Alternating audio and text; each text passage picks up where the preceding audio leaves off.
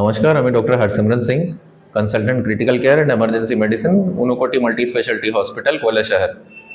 তো আজকে আমি আপনার সামনে প্রস্তুত এসেছি ডিসকাস করার জন্য আমাদের যেটা এখনই খুবই বেশি প্রবলেম হচ্ছে ওটা নিয়ে, জ্বরের যা রিজন হচ্ছে ডেঙ্গু।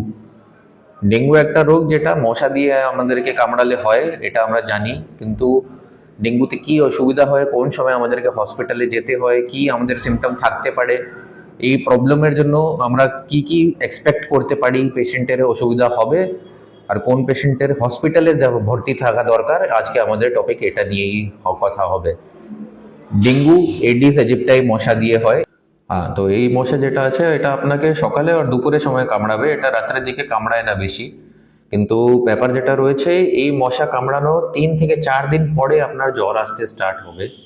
এটা ইনকিউবেশন পিরিয়ড বলা হয় এই মশার, ডেঙ্গু ইনকিউবেশন পিরিয়ড। এই যেটা জ্বর আসে এটা আপনার কিন্তু হাঁচি বা গলা খারণ, যেমন ভাইরাল বাকি যে আপনার রোগগুলো থাকে, আপনার হাঁচি আসবে বা আপনার গলায় খুসখুস করবে, এমন হয় না। এটার সঙ্গে আপনার জ্বর আসবে, পুরো শরীরে আপনার দুর্বলতা মনে হবে, আপনার কিছু করার ইচ্ছা করবে না, খিদে কমে যাবে, এটা নিয়েই আপনার অসুবিধা হবে। মেইন প্রবলেম যেটা রয়েছে, এই জ্বর আপনার 3 থেকে 4 দিনে নর্মালি চলে যায়, কিন্তু 3 থেকে 4 দিন চলে যাওয়ার পরেই এটা মেইন ইস্যু স্টার্ট হয় ডেঙ্গু যেটা, ওটা হচ্ছে আপনার বডি প্লেটলেট কাউন্ট খুবই কমে যায়।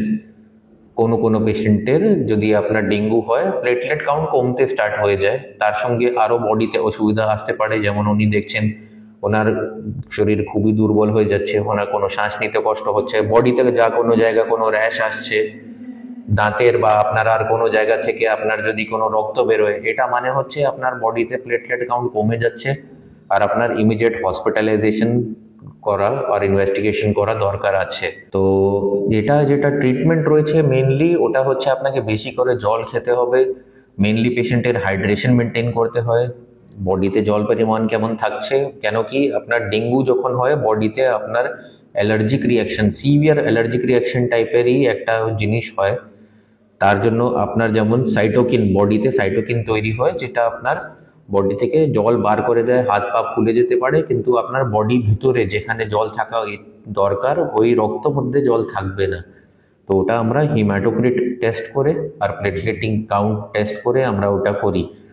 এটা যেই পেশেন্টের সিভিয়ারিটি বাড়বে ওই পেশেন্টের হসপিটালাইজেশন দরকার আছে। যদি প্লেটলেট কাউন্ট আপনি দেখছেন ওনার পেশেন্টের 1.5 লাখ থেকে নিচে নর্মালি যেটা থাকে, নর্মাল আমাদের প্লেটলেট কাউন্ট 1.5 লাখ থাকে, যদি তার থেকে নিচে কমে যাচ্ছে, 1 লাখের নিচে থাকলে হসপিটালে অ্যাডমিশন করা খুবই বেশি দরকার, কেন কি ওনার প্লেটলেট কাউন্ট আরও কমে যেতে পারে। আর যদি ওনার কোনো ব্লিডিং ম্যানিফেস্টেশন, যদি কোনো জায়গা থেকে ব্লিডিং হয়, পেচ্ছাবে কোনো ব্লিডিং আসে, পায়খানা দিয়ে কোনো ব্লিডিং আসে, দাঁতের মধ্যে কোনো ব্লিডিং আসে, কাশির সঙ্গে রক্ত আসে, তাহলে এটা আপনার খুবই সিরিয়াস সিমটম, এনার আইসিইউ অ্যাডমিশনও লাগতে পারে। এটা ট্রিটমেন্ট মেনলি হচ্ছে আপনার জল, যেমন বললাম, যখন পেশেন্ট মুখ দিয়ে না নিতে পারে আমরা স্যালাইনের মাধ্যমে দিই। আর বাকি যেমন আপনার জ্বর যেটা আসে ওটার জন্য আমরা প্যারাসিটামল ওষুধই দিই। যদি পেশেন্টের বাড়িতে হয় তাহলে আমরা খাওয়ার ওষুধ দিই, না হলে আমাদেরকে ইঞ্জেকশনের মাধ্যমে দিতে হয় পেশেন্টের উপরে স্ট্যাটাস দেখে।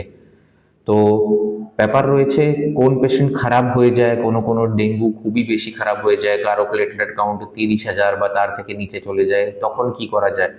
ওই সময় পেশেন্টের রক্ত দেওয়া লাগবে, পেশেন্টের প্লেটলেট ট্রান্সফিউশন করতে হয়, যেটা আপনার রক্ত থেকে বার করে ওই প্লেটলেট পেশেন্টের দিতে হতে পারে। আশা করছি আমি আপনার কিছু কোয়ারিজ তো আমি সলভ করতে পারলাম, আপনাদের কিছু প্রশ্ন থাকবে তাহলে আমি কিছু সলভ করতে পারলাম। বাকি আপনি এটা আপনার যদি আরও কোনো কোয়েশ্চেন্স থাকে, কোয়ারিজ থাকে, আপনি নিচে পোস্ট করতে পারেন, আমরা চেষ্টা করব যদি ওটা আপনার ক্ল্যারিটি আমরা দিতে পারি। তো কোন পেশেন্টের হসপিটালাইজেশন দরকার আপনি ভাবছেন কি, ওটা 1,20,000 বা 1 লাখের নিচে যদি ওনার প্লেটলেট কাউন্ট যায়, বা পেশেন্টের দেখছেন কি উনি নিজে থেকে ভালো করে খেতে পারছে না, বা পেশেন্টের শরীর খুবই বেশি দুর্বল হয়ে যাচ্ছে, বা পেশেন্টের যা কোনো সময় দেখছেন বডিতে কোনো র্যাশ আসছে, যেটা ব্লিডিংয়ের আপনার এটা থাকতে পারে, সাইন্স থাকতে পারে, কোনো দাঁত দিয়ে আপনার কোনো রক্ত বেরোচ্ছে, পেচ্ছাবে আপনার লালচে ভাব রয়েছে, পায়খানা দিয়ে কোনো রক্ত বেরিয়েছে, এইসব পেশেন্ট ইমিডিয়েটলি হসপিটালাইজেশন দরকার।